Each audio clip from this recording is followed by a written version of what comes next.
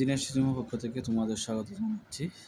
ষষ্ঠ শ্রেণী যারা ইংরেজিতে চিন্তা করছো কোনটা পেজেস পড়া, তাদের জন্য সাজেশনটা হচ্ছে আমাদের অর্ধবার্ষিক পরীক্ষার সাজেশন ষষ্ঠ শ্রেণীর ইংরেজি প্রথম।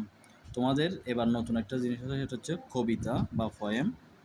এখানে 4-5টা কবিতা আছে। তোমাদের অর্ধবার্ষিকের মধ্যে 3 পৃষ্ঠা আর 19 পৃষ্ঠা 2টা কবিতা আছে, এগুলো শিখবা। এগুলো থেকে 8টা প্রশ্ন আসবে, 5টা লিখতে হবে। 5টা লিখলে 5 দুগুণে 10। এটা কবিতাটা মুখস্থ করতে হবে না, অনেকে কবিতাটা মুখস্থ করে ফেলতেছে, সেটা করতে হবে না। তার পেসেজ দেখো, লেসন 3, 5 এই দুইটা থেকে একটা চলে আসবে, এটা নিশ্চিত থাকো। যদিও বেশি কঠিন হয় তাহলে দেখবে যে লেসন 10 আর লেসন 12 থেকে চলে আসবে। এমনি এখানে lesson 3 Sajjad my friend Sajjad একটা আছে না, পেজ, এটা ভালো করে হওয়ার পর এখান থেকেই পেজটা চলে আসবে। আর 5-এ হচ্ছে বুলবুল কালেক্টস রাবিশ, এটার অনেকবার আসছে, এই দুইটা পেজেস থেকে চলে আসে প্রত্যেকবার অর্ধবার্ষিক পরীক্ষায়, প্রত্যেক স্কুলে এভাবে চলে আসে। আর যদি আরেকটু যদি কঠিন করে তাহলে লেসন 10 হেলথের একটা আছে না, মানুষ প্রত্যেক দিন এখন কী হচ্ছে ওষুধের প্যাটার্নটা পরিবর্তন করছে, সেটা। তারপর লেসন 12 বাংলাদেশের যেটা একটা আছে বাংলা সম্পর্কে, সেটাই।